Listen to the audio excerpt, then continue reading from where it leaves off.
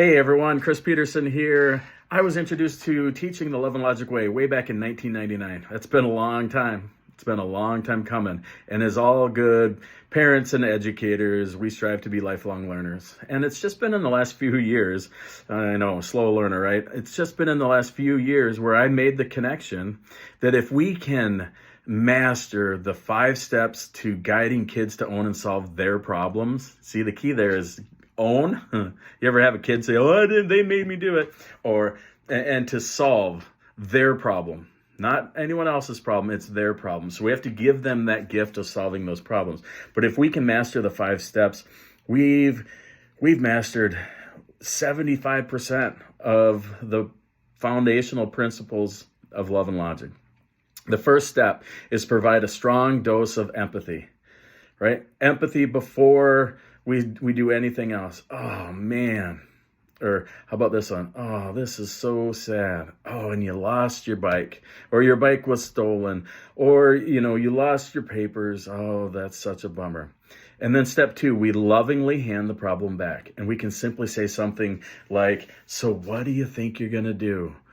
And a lot of kids will be like, "Well, I don't know," or "I am doing something, I'm telling, and I don't know, and my mom or my dad." And well, then we get permission to provide some ideas for them.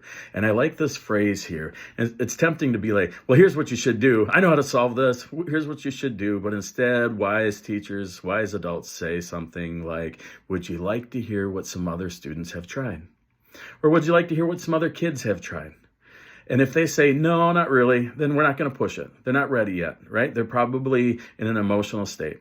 So, but if they do say, "I guess so," we're going to provide a short list. Do your best. Do your best here. Some kids decide to, and then we're going to ask them, how would that work for you? See, we want to build that cause and effect region of the brain.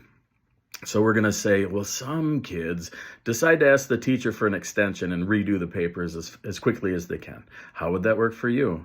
Or some kids decide to, going back to the bike thing, some kids decide to do a bunch of extra work and maybe sell some toys they don't use anymore to buy a new bike. How would that work for you?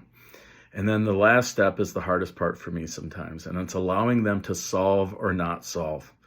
It's so hard to see a kid just be like, "I'm not doing nothing."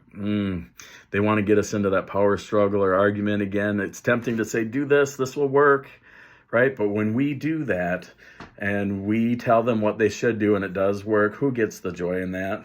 The adult does. Or what if we say, "Do this," and then they do it and it doesn't work? Who gets the reaction? I do, and I don't want the negative results either. So experiment with that 5-step approach.